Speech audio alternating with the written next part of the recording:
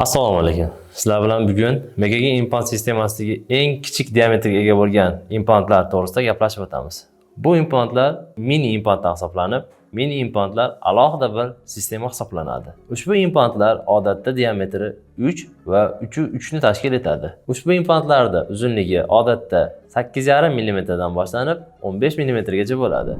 Odatda ushbu implantlarni tish qatorida qaysi sohalarda o'rnatamiz? Ushbu implantlar yuqori jag' sohasida yon tishlar, ya'ni aytib o'rgangan bokovoy tishlar sohasida, ular 12-22 tishlar yoki pastki jag' sohasidagi 4 ta frontal tishlar 31, 32, 41, 42 tishlarga o'rnatish mumkin bo'ladi. Qolgan klik yoki malyar sohalarda ushbu implantlarni foydalanish tavsiya etilmaydi. Mini implantlari abatment bilan 11 gradus konus mo'lja yordamida bog'lanadi. Ularning Hex qismi 1.7 platformasi 2.6, 2.8 ni tashkil etadi. Implant vinti 1.4 mm ni tashkil etadi.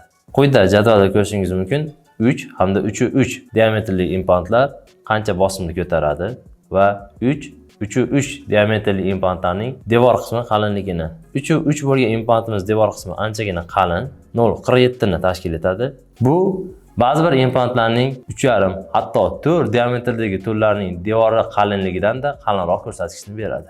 Lekin shunday bo'lishiga qaramasdan, Megagen kompaniyasi ushbu implantlarni faqatgina frontal soha pastki jag'da 4 ta yoki yuqori jag' sohasidagi bokovoy tishlar sohasida ishlatishni tavsiya etadi.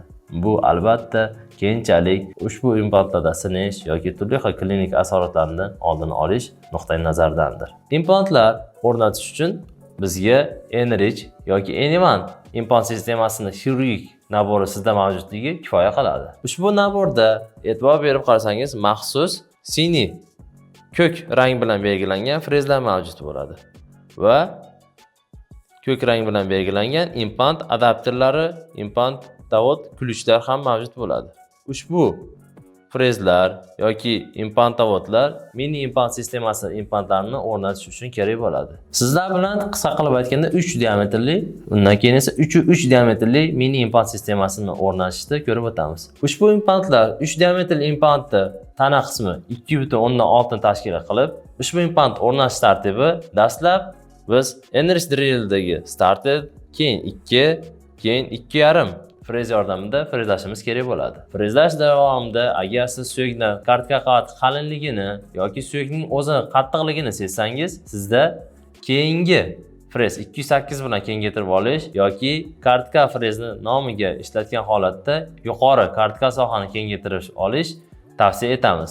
Implant uchun joy shakllantirildi, implant o'rnatish jarayoni boshlandi. Shu vaqt davomida implantni katta tork yordamida o'rnatmaslikni tavsiya etamiz. Mini implant sistemalar o'z-o'zidan kichik implantlar, ularga katta tork yoki katta kuch berib o'rnatish tavsiya etilmaydi. Odatda 30-35 tork yordamida implant o'rnatish kifoya qiladi. Implant o'rnatilgan vaqtida biz siz bilan frezlash ketma-ketligini ko'rib o'tdik.